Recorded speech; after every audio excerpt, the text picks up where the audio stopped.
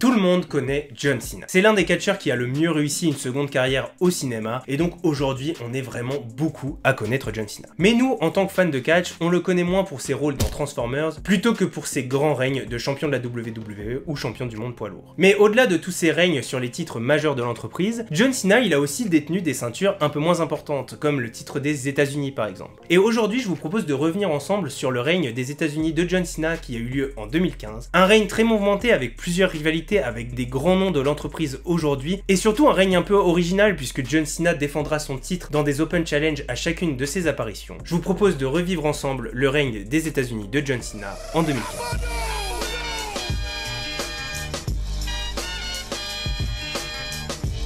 Notre histoire commence à la fin du Royal Rumble 2015. En effet, John Cena vient de perdre son match de championnat contre Seth Rollins et Brock Lesnar pour le titre poids lourd de la WWE. C'est Brock Lesnar qui est reparti avec la ceinture après avoir survécu à un passage à travers la table des commentateurs suite à une descente de Rollins.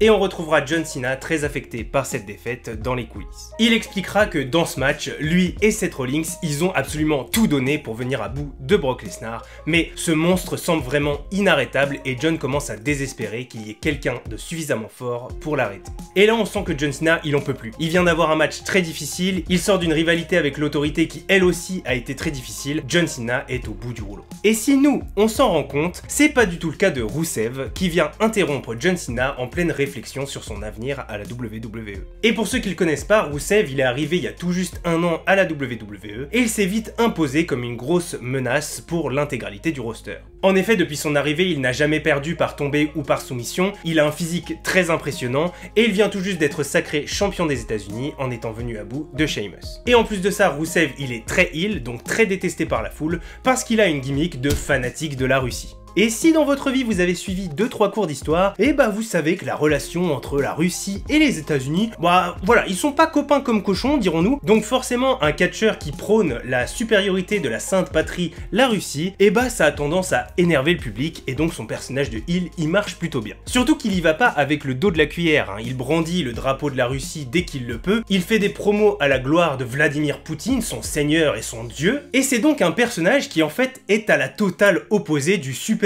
américain qu'est John Cena. C'était donc assez prévisible qu'un jour ça parte au clash entre ces deux personnages, et si on ajoute à ça la mauvaise journée que venait de passer John Cena, il n'en fallait pas beaucoup plus pour mettre le feu aux poudres. On se retrouve donc au moment où Rusev interrompt John Cena pour baragouiner un peu tout et n'importe quoi, et John Cena va rapidement monter dans les tours, voulant revenir aux mains directement dans les coulisses. Ils seront vite séparés par la sécurité et les officiels, mais ni une ni deux, on va directement nous annoncer qu'un match est déjà prévu pour le titre des États-Unis entre ces deux hommes lors du prochain PLE Fastlane.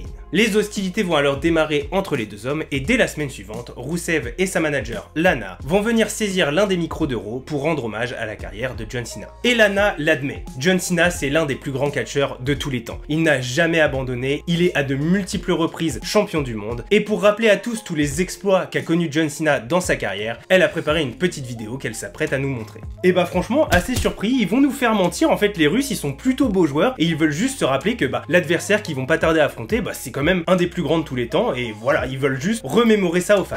Non, vous croyez que je suis un peu trop naïf? Et bah oui, parce que en effet la vidéo démarre par les plus grands exploits de John Cena, mais elle va rapidement tourner à la défaveur de notre super champion Cena. La vidéo va plutôt commencer à nous raconter les plus grands échecs de John Cena, ses plus grandes défaites, mais surtout ses plus grandes blessures qui auraient pu lui coûter beaucoup plus que quelques mois de sa carrière à la WWE. Lana va alors continuer. John Cena, en effet, ça a été l'un des plus grands champions de tous les temps. Mais cette époque, elle est révolue. Aujourd'hui, ce qui nous reste de John Cena, c'est un homme brisé qui n'attend qu'une seule chose, être annihilé pour de bon. Évidemment, John Cena va pas se laisser insulter dans son dos et il va donc venir faire face à Rusev et Lana pour leur répondre. Cena va expliquer que, en effet, Rusev, c'est une machine de guerre. Il n'a jamais perdu par tombée, il n'a jamais perdu par soumission, c'est vraiment un danger public dans le roster. Mais si c'est vraiment la menace qu'il dit être, pourquoi est-ce que ça a été si facile d'avoir un match de championnat contre Rusev? Et John Cena, il a déjà réfléchi réfléchit à la question et la seule réponse possible, c'est que tout le monde en a marre de Roussev et qu'il est grand temps que quelqu'un lui fasse fermer sa gueule. Et surtout, il faut pas oublier une chose, c'est sûr que dans ses 13 années d'activité, John Cena, il a connu des mésaventures, il a connu beaucoup de blessures, il a eu le nez cassé, la nuque brisée, des déchirures pectorales et beaucoup d'autres blessures, mais Roussev il se concentre exclusivement sur ses blessures, alors que l'important dans cette histoire, c'est qu'à chaque fois que John Cena a été mis à terre, il s'est relevé et est revenu plus fort que jamais. Et c'est ça qu'il faut retenir de l'activité de John Cena à la WWE. Alors John Cena le promet, ce vieil homme vêtu de bleu va venir casser la gueule de Roussev.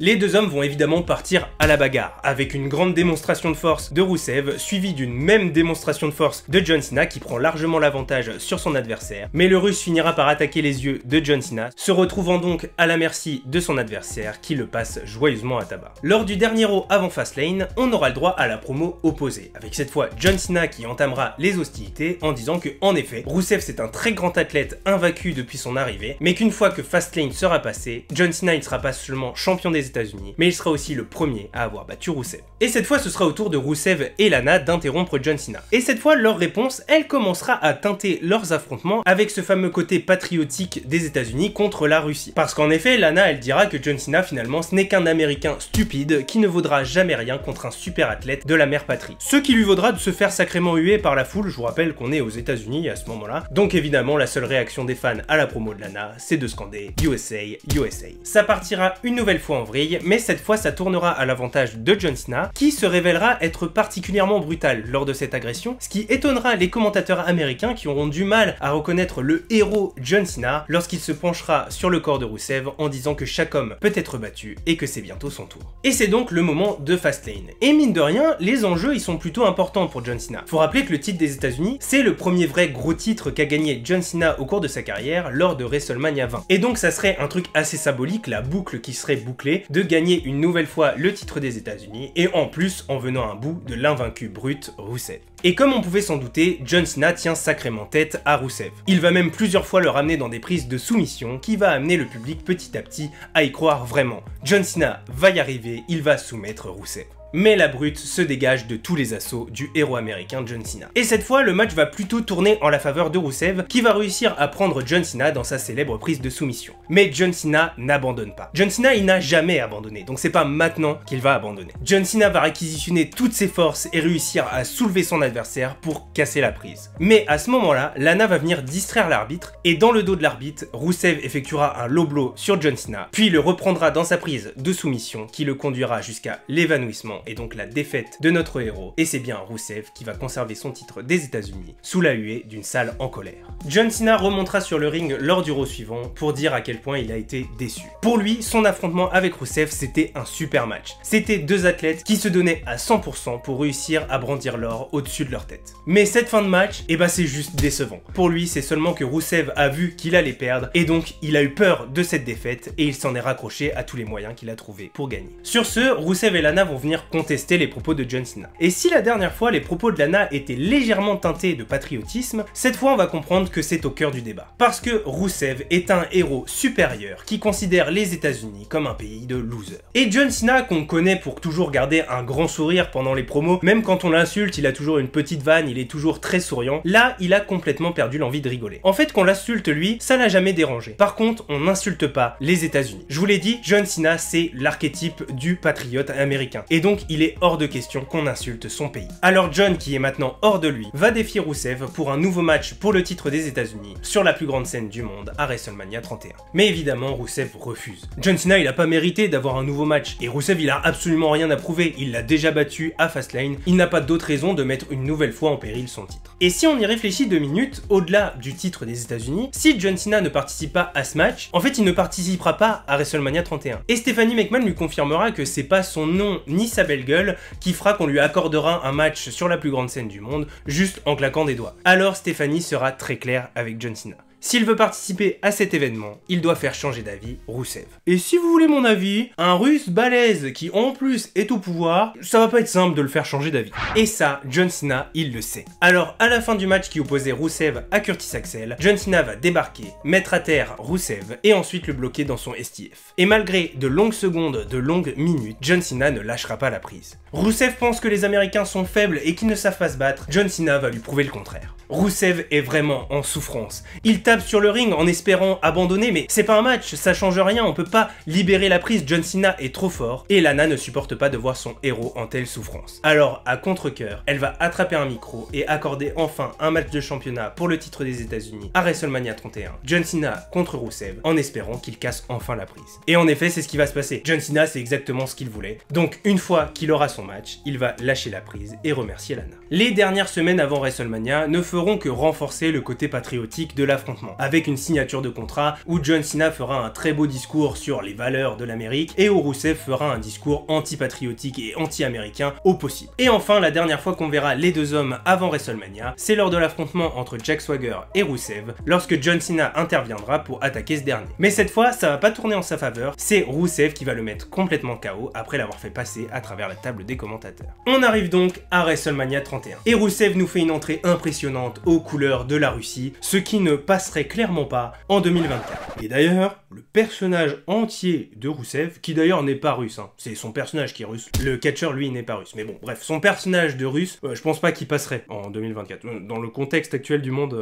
non. Ils peuvent essayer, mais ça ne marchera pas. Bref, John Cena lui aussi fera son entrée, il est précédé d'un clip aux couleurs des États-Unis mettant en avant leurs valeurs, mais enfin on a notre multiple champion qui glisse sur le ring, prêt à faire face une nouvelle fois au colosse russe. Le match est encore une fois serré, et il va prendre la même tournure que celui de Fastlane. Rusev va bloquer John Cena dans sa prise de soumission fétiche, mais notre héros n'abandonne pas. Il n'abandonne pas et il arrive même à casser la prise et à la retourner pour placer son STF sur Rusev. Mais encore une fois, Lana va venir essayer de distraire l'arbitre. Mais cette fois, John Cena il va pas se laisser avoir. Et il va esquiver l'attaque de Rusev qui va s'emplafonner sur Lana. John Cena va profiter de ce moment de confusion pour placer son Attitude Adjustment sur Rusev, se coucher sur son dernier pour faire un compte de 3 et enfin remporter le titre des États-Unis et sauver l'Amérique de l'envahisseur.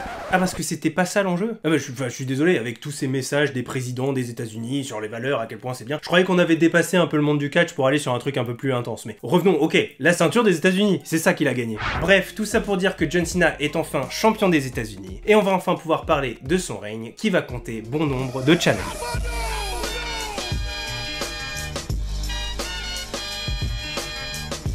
On retrouvera John Cena lors des Raw suivants. Et il sait que l'univers de la WWE aime les matchs de championnat. Ils aiment voir des gens se défoncer corps et âme pour une petite chance de briller, pour une petite chance de saisir une opportunité. Et il promet que son règne va en offrir à tous ceux qui veulent bien les saisir. Et il va donc commencer une série d'Open Challenge à chacune de ses participations à Raw. Il va donc défendre son titre à de nombreuses reprises contre différents adversaires comme Dean Ambrose, Stardust, Wade Barrett ou encore Kane, mais l'intégralité de ces matchs va se finir de la même façon, un Double A qui permet à John Cena de conserver son titre. Et de nombreux fans vont commencer à s'interroger sur le match revanche de Rusev. Et John Cena nous expliquera que Rusev il a pas envie de profiter d'un Open Challenge aléatoire pour tenter de récupérer la ceinture. Il veut attendre le bon moment, et le bon moment c'est Extreme Rules. Et pour pimenter un peu tout ça, Rusev profitera de la fin de l'affrontement entre John Cena et Wade Barrett pour venir agresser notre champion et lui annoncer que son match à Extreme Rules, ce sera un Russian Chain Match. Et pour ceux qui ne connaissent pas cette stipulation, ça ressemble beaucoup à un strap match qu'on a pu voir récemment entre CM Punk et Drew McIntyre. L'idée c'est que ni les tombées ni les soumissions ne comptent dans ce match. Le seul moyen de gagner c'est de toucher successivement les 4 coins du ring sans être arrêté par son adversaire. Adversaire avec lequel on est relié par une chaîne. Et c'est la stipulation parfaite pour des grosses démonstrations de force entre Rusev et John Cena. Et franchement, selon moi, c'est un très bon match. Les deux catcheurs savent très bien jouer avec la mécanique de la chaîne, très bien jouer avec les mécaniques des 4 coins qu'il faut toucher successivement. Et on avance petit à petit dans le match et on en arrive à un moment où Rusev et John Cena ont touché 3 coins du ring sur 4. Et là, ils se regardent dans les yeux et ils le savent. Tout va se jouer maintenant. Une seule erreur et ça leur coûtera le match et la ceinture des États-Unis. Et cette erreur, c'est Rusev qui va la commettre. Il va essayer de prendre John Cena de vitesse en fonçant sur le coin du ring qui lui manquait, mais John Cena va réussir à le retenir, à le ramener vers lui pour lui placer un Attitude Adjustment. Ça y est, Rusev est complètement KO et John Cena va pouvoir aller tranquillement taper sur le dernier coin du ring et ainsi conserver sa ceinture.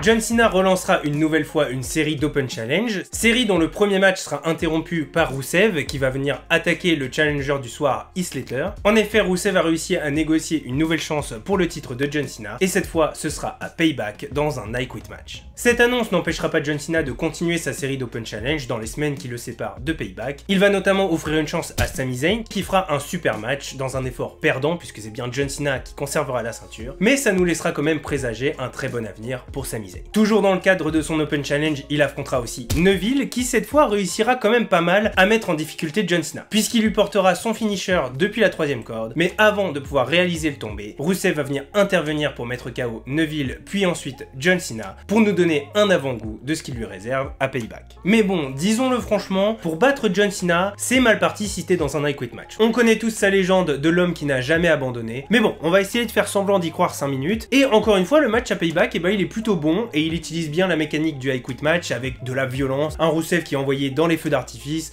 un ring qui finira en miettes, et c'est d'ailleurs cette destruction de ring qui va coûter la victoire à Rusev. En effet, c'est lui qui avait démonté le ring pour essayer de mettre en difficulté John Cena, mais ça se retournera contre lui lorsque ce dernier va réussir à attraper une corde pour amplifier son STF qu'il portera sur le russe. Rusev souffre, il souffre énormément, il se met à baragouiner des choses, certainement en russe, et c'est là que Lana va encore intervenir. Elle va attraper un micro et va abandonner à la place de Rusev, laissant penser à l'arbitre que le charabia de Rusev, eh ben, c'était un abandon, mais en russe. Mais vu la tête qu'il fait, j'en suis pas convaincu. Et ce sera leur dernier affrontement. Parce que même si Rusev va encore demander une revanche, cette fois ça ne se fera pas, puisque John Cena va très rapidement être occupé par une nouvelle rivalité. Parce que vous commencez à comprendre, John Cena il va repartir dans sa série d'Open Challenge. Mais celui qui va répondre à l'Open Challenge aujourd'hui n'est autre que le champion NXT, Kevin Owens. Mais Kevin Owens, il n'est pas comme tous les autres challengers. Et d'ailleurs, j'ai déjà parlé de cette rivalité dans une vidéo dédiée à l'histoire de Kevin Owens. Je vous l'épingle juste ici si ça vous intéresse. En fait, Kevin Owens, il n'est pas venu pour le titre. Il est venu pour prévenir John Cena. En effet, ils vont bien s'affronter tous les deux. Mais ce sera pas quand le grand John Cena demandera un match. Ce sera sous les conditions du champion NXT, Kevin Owens, qui tient à rappeler que si on cumule l'intégralité des carrières toutes entreprises confondues des deux catcheurs, Kevin Owens est largement plus expérimenté que John Cena. Et il va pas tarder à le prouver et s'empressera d'attaquer notre champion des États-Unis pour le mettre complètement KO au milieu du ring avant de piétiner son titre. Un premier match va donc être organisé entre les deux hommes à Elimination Chamber dans un match champion contre champion, mais dans lequel aucune des deux ceintures n'est en jeu. Mais avant ça, John Cena il affrontera Zack Ryder pour le titre des États-Unis, toujours dans le cadre de son Open Challenge. C'est bien sûr John Cena qui sortira victorieux de l'affrontement, mais à la fin du match, Kevin Owens débarquera une nouvelle fois pour mettre KO son adversaire et piétiner une nouvelle fois le titre des États-Unis. Le match entre les deux hommes à Elimination Chamber, il est plutôt équilibré et il permettra aux deux hommes de montrer leurs arsenaux habituels et surtout celui de Kevin Owens, qu'on connaît largement moins que celui de John Cena malgré que Kevin y soit déjà champion d'NXT. Et après ce que je considère être un très bon match dans lequel on verra un double A de Kevin Owens, c'est bien le champion du show jaune qui arrivera à venir à bout du visage de l'entreprise, John Cena. Kevin Owens vient de marquer un très grand coup. Depuis qu'il avait battu Rusev pour le titre des États-Unis, John Cena n'avait jamais perdu. Et la semaine suivante, on nous annoncera déjà un match revanche à Money in the Bank, toujours sans que les titres ne soient en jeu. Cette même semaine, Kevin Owens et John Cena nous offriront une des meilleures promos que j'ai vues et malheureusement mon résumé ne lui rendra pas sa grandeur. En effet, c'est d'abord Kevin Owens qui s'avancera au ring pour parler de ce que représente John Cena. En fait, il connaît très bien John Cena et d'ailleurs son fils est complètement fan de John Cena au point que le soir d'Elimination Chamber, lorsque Kevin Owens a appelé sa famille, son fils s'intéressait plus à la santé de son adversaire qu'à la victoire de son père. Et pour lui, ça démontre bien ce qu'est John Cena. Avec ses t-shirts colorés, ses catchphrases Never Give Up, John Cena, le super-héros, en fait c'est juste un produit marketing qui sert à vendre des places pour des shows et des produits dérivés. Pour lui, c'est loin d'être un modèle à suivre, puisque le modèle qu'on devrait suivre, c'est le rookie qui arrive de nulle part, qui dit qu'il va battre John Cena et qui 2 semaines après bat John Cena. Et Kevin Owens, c'est justement cet homme-là. Et à Money in the Bank, il va montrer à son fils et à tous les enfants qui supplient leurs parents de leur acheter les t-shirts de John Cena qu'il est grand temps de changer de modèle, car l'ère de John Cena est à présent terminée. Et c'est à ce moment-là que John Cena va arriver. Il va commencer par féliciter Kevin Owens. Il a prouvé que c'était un très bon catcheur, voire même l'un des meilleurs catcheurs de tous les temps. Mais si c'est un bon catcheur, ce n'est pas du tout un homme. Parce qu'un homme, c'est pas jaloux d'un autre. Et ça le critique pas sur la couleur de son t-shirt, sur son physique ou sur ses catchphrases. Et d'ailleurs, sa catchphrase Never Give Up, parlons-en un petit peu. Et là, John Cena va prendre à partie un enfant qui brandit une pancarte nous informant qu'il a vaincu le cancer et qui est entièrement vêtu des couleurs de John Cena. Et John Cena nous dit qu'à chaque fois qu'il monte sur ce ring et qu'il scande cette phrase Never Give Up, c'est pas seulement pour divertir les enfants du monde entier, mais c'est aussi pour leur donner la force de toujours continuer, ne jamais abandonner, et ce malgré toutes les embûches, malgré toutes les défaites qu'on peut avoir dans la vie, il faut toujours savoir se relever et ne jamais abandonner. Alors oui, c'est sûr, Kevin Owens a battu John Cena. Il l'a battu parce que c'est un très bon catcheur. Et si c'est un très bon catcheur, c'est parce que lui aussi suit ce credo. Lui aussi, il n'abandonne jamais le combat. Et donc, à Money in the Bank, John Cena va faire mentir Kevin Owens et il va lui botter les fesses. Cette promo enragée de John Cena va faire vaciller Kevin Owens, qui va alors quitter le ring sans confronter en retour John Cena alors qu'il était prêt à en venir au monde. Il reste encore quelques jours avant Money in the Bank et donc John Cena, comme à son habitude, se relance dans un Open Challenge. Mais il va être encore une fois interrompu par Kevin Owens. Il va lui dire que John Cena n'a rien compris à ce que veulent les fans. Ça fait plus de 10 ans que John Cena monte sur le ring et Kevin Owens pense que les fans en ont marre de John Cena et veulent un peu de nouveauté. Alors il va proposer qu'à la place d'un Open Challenge pour le titre des États-Unis, ce soir soit organisé un Open Challenge pour le titre de NXT. John Cena évidemment adore l'idée et il se propose tout de suite pour être le challenger de Kevin Owens. Mais Kevin Owens refuse. Il va pas donner une chance au titre NXT à John Cena alors qu'il s'affronte dans quelques jours à Money in the Bank. Et là John Cena se moque de Kevin. Kevin il lance un Open Challenge pour toutes les superstars du roster sauf celle qui a envie de se battre. En effet quand John Cena lui il lance un Open Challenge, c'est pour toutes les superstars sans aucune distinction. Et donc il va maintenir lui aussi son Open Challenge pour le titre des États-Unis. Et ce qui va se passer ensuite, c'est que la superstar qui va se présenter va pouvoir choisir à quel Open Challenge il veut se confronter. Soit Kevin Owens pour le titre NXT, soit John Cena pour le titre des États-Unis. Et c'est Neville qui répondra à cet appel. Et même s'il rêve d'un match revanche contre John Cena pour le titre des États-Unis, il rêve encore plus de clouer le bec une bonne fois pour toutes à Kevin Owens qu'il trouve particulièrement irrespectueux. Mais Kevin Owens ne fera qu'une bouchée de son adversaire pour se mettre dans un très bon état d'esprit pour son match contre Cena à Money in the Bank.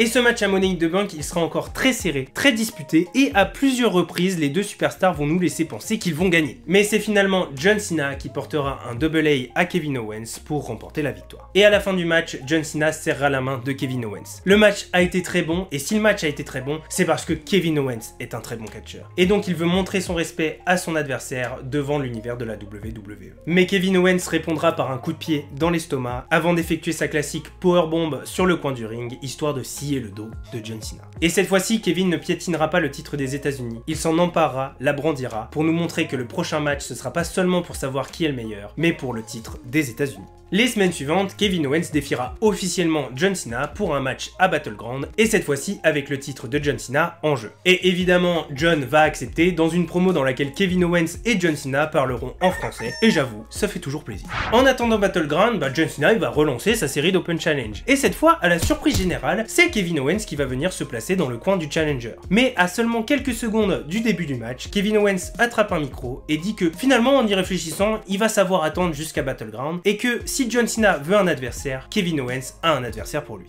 Et c'est donc Cesaro qui fera son entrée dans un match où il va vouloir arracher le titre des États-Unis de John Cena. Le match suit son cours et Cesaro va réussir à coincer John Cena dans un sharpshooter. Le champion est assez mal en point, même si dans la salle et entre vous et moi, personne ne pense que John Cena va se soumettre. Le never give up, toi-même tu sais. Mais si nous on n'a pas de doute, Kevin Owens lui il a un doute et donc il va remonter sur le ring pour clouer au tapis Cesaro. Et vous inquiétez pas, John Cena aussi il va prendre tarif. Ils seront tous les deux mis KO par Kevin Owens qui veut absolument arracher le titre lui-même à John Cena. Lors de l'épisode de Raw suivant, et je suis sûr que vous ne le voyez pas venir, Open Challenge pour le titre des États-Unis. Vous êtes surpris? Et c'est Kevin Owens qui, une nouvelle fois, se présentera au challenge. Mais cette fois, tout est différent. Parce que si jusque-là on pouvait considérer Kevin Owens et John Cena comme sur un même pied d'égalité parce qu'ils étaient tous les deux champions, cette fois ce n'est plus le cas. Kevin Owens arrive sans ceinture, car il vient tout juste de perdre le titre NXT contre Finn Balor dans l'événement de Beast in the East à Tokyo. Donc si jusque-là Kevin pouvait attendre d'affronter John Cena parce qu'il était déjà champion, cette fois il n'a plus de ceinture et il faut absolument qu'il arrive à battre John Cena pour redevenir champion. Évidemment, John Cena accepte, mais celui qui n'accepte pas, c'est Cesaro. En effet, il était à 2 doigts de la victoire la semaine dernière, enfin 2 doigts, on est toujours dans une soumission dans le Never Give Up, je vous le rappelle, mais pour lui, il était à 2 doigts de la victoire, et sa défaite, il la doit exclusivement à Kevin Owens, qui est venu interrompre le match. Et donc il est hors de question pour lui que Kevin lui passe devant dans la course au titre des États-Unis. Bizarrement, Kevin va s'incliner et va donc laisser le match revanche entre Cesaro et John Cena se dérouler. Et cette fois, pas d'ambiguïté. John Cena portera un double A depuis la deuxième corde sur Cesaro pour remporter la victoire.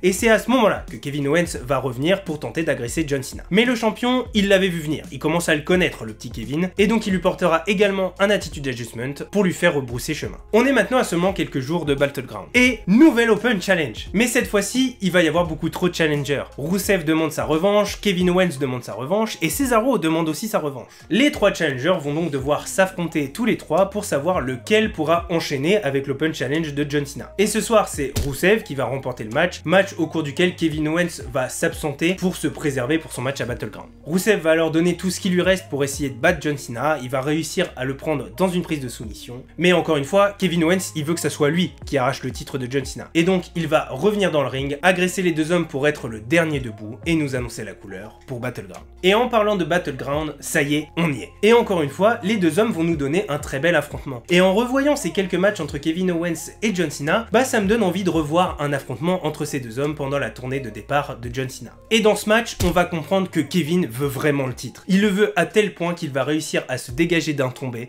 après un double A porté depuis la deuxième corde. Mais il est au bout du rouleau. Ça lui a demandé absolument toute son énergie de se dégager. Et John Cena l'a compris. Il va alors le bloquer dans son STF. Kevin va essayer d'attraper les cordes. Il sait qu'il peut y arriver pour ne pas avoir à abandonner. Mais John Cena le ramène au milieu du ring. Ça y est, c'en est fini. Kevin doit abandonner pour que le champ reste le champ. John Cena venait de mettre enfin terme à sa deuxième grosse rivalité pour son titre des États-Unis. Et si celle-là avait été difficile, parce que oui, mine de rien, Kevin Owens, même s'il sortait un peu de nulle part à cette époque-là, et bah il l'a vraiment mis en difficulté. Et ça a permis à la WWE de commencer à construire ce personnage de méga combattant de Kevin Owens que moi j'apprécie particulièrement. Mais donc si cette rivalité elle avait été difficile, et bah la suivante, elle va lui paraître horrible.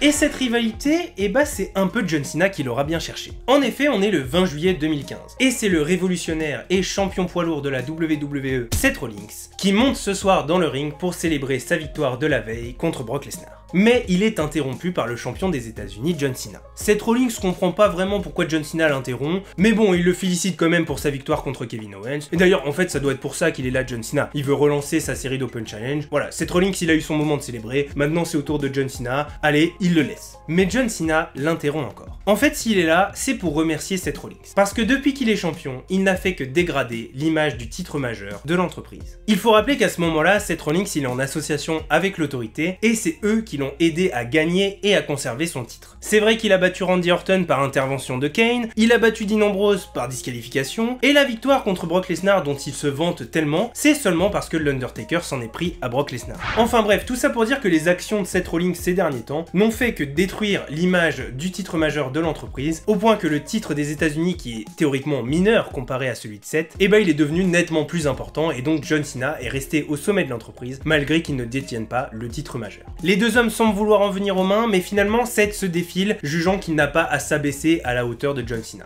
Mais le débat reprendra la semaine suivante, lorsque Seth Rollins, accompagné de Triple H et Stephanie McMahon, se vantera d'être le meilleur champion de la WWE de tous les temps. Mais John Cena, il peut pas accepter ça. Il va donc monter sur le ring pour dire à Seth Rollins, au nom de tous les Hall of Famers, au nom de toutes les super grandes stars qui ont foulé le ring de la WWE, de bien vouloir fermer sa gueule. Et si effectivement Seth Rollins est le meilleur champion de tous les temps, il ne verra sûrement pas d'inconvénient à défendre son titre contre John Cena lors du main event de la soirée. Mais Seth Rollins, il est pas du tout d'accord. Le titre de la WWE, c'est pas comme le petit titre des États-Unis de John Cena. On peut pas offrir une opportunité au titre à n'importe quel pélo qui glande dans le vestiaire. Pour avoir une chance au titre de la WWE, il faut le gagner, il faut la mériter, et John Cena ne l'a absolument pas mérité. Et là-dessus, Triple H et Stephanie McMahon, ils sont tout à fait d'accord avec Seth Rollins. Par contre, une affiche Seth Rollins contre John Cena, bah c'est un peu vendeur pour un main event. Et puis, on va pas mettre en jeu le titre de la WWE, parce que comme l'a dit Rollins, personne l'a mérité. Par contre, mettre en jeu le titre de John Cena, bah de toute façon, il est en jeu toutes les semaines contre n'importe qui, donc pourquoi pas le mettre en jeu ce soir contre Seth Rollins. Et attention, dans ce match, on va pas passer loin d'une victoire de Seth Rollins. Surtout après que ce dernier ait involontairement cassé le nez de John Cena après un coup de genou monumental qui laissera le champion en sang. Mais attention, le champ reste le champ, et il donnera tout ce qu'il a alors que son nez est déjà rentré chez lui pour réussir à venir à bout de Seth Rollins qu'il soumettra dans son STF. Évidemment, la semaine suivante, Seth Rollins se trouvera des excuses quant à sa défaite. Il dira que vu que John Cena avait le nez cassé et qu'il voyait qu'il souffrait intensément, il est tellement empathique qu'il a voulu mettre fin à ses souffrances et donc perdre le match volontairement. Mais par contre, il maintient, c'est lui le plus grand champion de tous les temps. Et si ce cassage de nez a interféré dans leur match, il veut une revanche. Et ça tombe bien parce que bientôt, c'est SummerSlam. Et donc ça serait le moment parfait de régler leur compte. Et donc, à SummerSlam, ce sera Seth Rollins contre John Cena, le titre des États-Unis en jeu, le titre de la WWE WWE en jeu. Celui qui gagne les 2 titres. Je sais pas ce que vous en pensez, mais je trouve que Seth Rollins, il a pris quand même sacrément la confiance en une semaine. Et cet excès de confiance, il va continuer les semaines suivantes, puisqu'il va demander à ce que s'il remporte la victoire contre John Cena, en plus des titres, il voudrait qu'on lui offre une statue de lui, comme celle de tous les grands Hall of Famers qu'il y a à la WWE. Et au-delà de ça, il va surtout se moquer du nez cassé de John Cena, qui est encore en train de se remettre et donc qui est absent pendant ces dernières semaines avant SummerSlam. Et donc, Seth Rollins va en profiter pour plagier le merchandising de John Cena avec des références à ce nez cassé, et pas mal de promos où il va l'insulter en disant qu'il est tellement horrible avec ce nez cassé, qu'il comprend que tout le monde le fuit, etc. etc. C'est des promos qui sont assez rigolotes et vous connaissez le ton cassant de Seth Rollins, c'est assez sympa, je vous conseille d'aller re-regarder. Il continuera de se moquer de John Cena jusqu'à la fameuse signature de contrat entre les deux hommes, dans laquelle John Cena et son nez feront leur grand retour. Et là, John Cena, il va faire comprendre à son adversaire que s'il en est là aujourd'hui, c'est parce qu'il a été choisi. Il a été choisi par le grand Triple H. Triple H qui l'a formé, qui lui a donné des conseils, qui lui a donné des opportunités et qui lui a même offert son finisher, le pedigree. En fait, Triple H, c'est devenu le mentor de Seth Rollins, comme Ric Flair avait pu être le mentor de Triple H il y a quelques années. Mais la grande différence entre Triple H et Seth Rollins, c'est que Triple H n'a jamais été la de Ric Flair. Et quand John Cena démolira Seth Rollins à SummerSlam, il démolira également tout l'héritage de Triple H et il montrera à tout le monde qui est le véritable champion de cette entreprise. Et ça y est, c'est l'heure du plus grand événement de l'été. Et ce soir, c'est un événement historique puisqu'on va couronner pour la première fois la superstar qui va cumuler le championnat du monde poids lourd et le championnat des États-Unis en même temps. Et après plusieurs minutes de match, ça y est, John Cena arrive à placer Seth Rollins sur ses épaules et à lui placer son double A. Il se couche sur Seth Rollins et ça y est, il va ajouter un nouvel exploit à la liste déjà longue de ceux qu'il a accomplis dans sa carrière. Ah non mais attendez une seconde, John Cena est couché sur Seth Rollins, mais il se passe rien, il y a personne qui compte à part la foule? Ah mais non, en fait John Cena s'est pas rendu compte. Quand il a placé Seth Rollins sur les épaules, il a accidentellement mis KO l'arbitre et donc il y a personne qui peut compter le tomber. Mais là c'est le moment, Seth Rollins il est complètement KO, il va pas se relever, donc faut qu'il y ait un arbitre qui arrive super vite là. Mais malheureusement le nouvel arbitre n'est pas aussi rapide que Charles Robinson. Et donc ça laisse le temps à Seth Rollins de se relever et d'infliger un nouveau coup de genou monumental à John Cena. Il a décidé de lui casser le nez une nouvelle fois. Mais cette fois, c'est Jon Stewart qui arrive avec une chaise. Alors je sais, vous ne savez peut-être pas qui c'est un humoriste américain et c'était l'invité spécial de SummerSlam. Il va menacer Seth Rollins avec la chaise, mais contre toute attente, il va finalement se retourner contre John Cena, le frapper avec la chaise puis la placer devant Seth Rollins,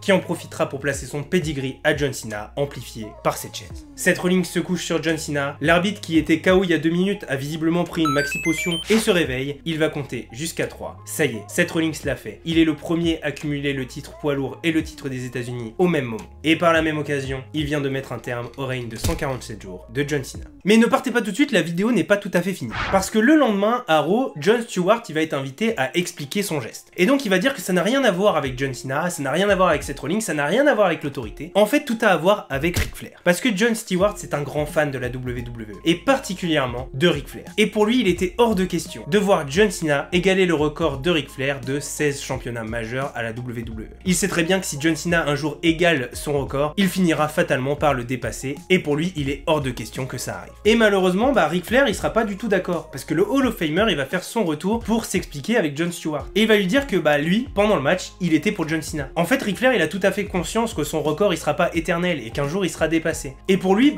quitte à ce que le record soit dépassé, autant qu'il soit dépassé par quelqu'un qu'il respecte et il respecte John Cena. Stewart va se sentir très bête et d'autant plus bête lorsque John Cena va venir lui coller un attitude adjustment et partir en serrant la main de Ric Flair. John Cena c'est un peu un mec expéditif. Mais ça y est, c'est l'heure de l'inauguration de la statue de Seth Rollins. Vous vous souvenez, il avait passé un accord avec Triple H et Stephanie McMahon pour que s'il remporte le titre des États-Unis contre John Cena, il ait le droit à sa fameuse statue. Et donc ils vont l'inaugurer ce soir dans le ring et les membres de l'autorité, ils ont très bien conscience que John Cena va venir gâcher la fête. Et donc ils lui demanderont d'évacuer le bâtiment et il sera alors évacué par la sécurité. Ça y est, la cérémonie commence. Je vous passe le jet de fleurs de Seth Rollins à lui-même pour dire à quel point il est génial et on va se concentrer sur le moment qu'on attend tous, la fameuse révélation de la statue de Seth Rollins. Et ça y est, c'est le moment, le rideau se lève, mais c'est pas une statue qu'on découvre, mais la légende Sting. Sting qui va mettre en déroute Seth Rollins, qui laissera son titre derrière lui, qui sera récupéré par Sting. On a très bien compris ce qu'il venait faire aujourd'hui. Il veut faire passer le message à Seth Rollins qu'il en a après sa ceinture. Seth Rollins va alors rentrer dans une rivalité avec Sting, et ils vont se programmer un match pour le prochain PLE Night of Champions. Et là, on se dit que malheureusement, c'est la fin de l'ère de John Cena avec le titre des États-Unis. Seth Rollins, il détient la ceinture, mais il est déjà passé à autre chose avec une nouvelle rivalité avec Sting. Ça y est, l'ère des Open Challenge de Cena, c'est fini et la vidéo s'arrête. Mais c'est pas tout à fait le cas. On y est presque, mais c'est pas tout à fait le cas. Parce qu'en effet, à quelques jours de Night of Champions, John Cena il vient encore une fois interrompre Rollins. Et il vient avec un discours très clair et très protocolaire. Parce qu'en fait, il sait que l'autorité, ils vont se servir de toutes les failles dans son discours et dans tout ce qu'ils peuvent trouver pour faire en sorte que leur champion soit mis en avant. Donc, le discours de John Cena, il est extrêmement simple. Seth Rollins, c'est le champion du monde poids lourd et le champion des États-Unis. Il participe donc à Night of Champions pour défendre le titre poids lourd contre Sting. Mais le principe de Night of Champions, c'est que tous les titres doivent être en jeu. Et pour l'instant, le titre des États-Unis n'est pas en jeu. Et en plus, en tant qu'ancien champion, John Cena, il a le droit à une revanche pour son titre. Donc théoriquement, Seth Rollins doit défendre son titre des États-Unis, même s'il a déjà un match de prévu contre Sting pour défendre le titre poids lourd. C'est malheureusement ça la rançon d'avoir 2 ceintures. Et là, malheureusement, Stephanie McMahon, elle est bloquée. En fait, le raisonnement de John Cena, il est imparable. Elle va donc officialiser que Seth Rollins, à Night of Champions, il va devoir défendre son titre poids lourd contre Sting et son titre des États-Unis contre John Cena. Les deux superstars vont alors repartir à la lutte lors de Night of Champions, juste avant le match de Rollins contre Sting. Et le match se conclura par un double A de John Cena qui récupérera sa ceinture des États-Unis. John Cena empêchera également Seth Rollins de se défiler pour son second match contre Sting, parce que visiblement le futur de l'entreprise il se sentait pas de faire un deuxième match à Night of Champions, ce que je peux comprendre, quand t'as affronté John Cena une fois, pas sûr que je puisse m'en remettre moi personnellement. Donc alors que Rollins était en train de se barrer avec son titre, John Cena l'arrêtera, lui portera un attitude adjustment en dehors du ring, puis le replacera sur ce dernier pour lancer le combat contre Sting.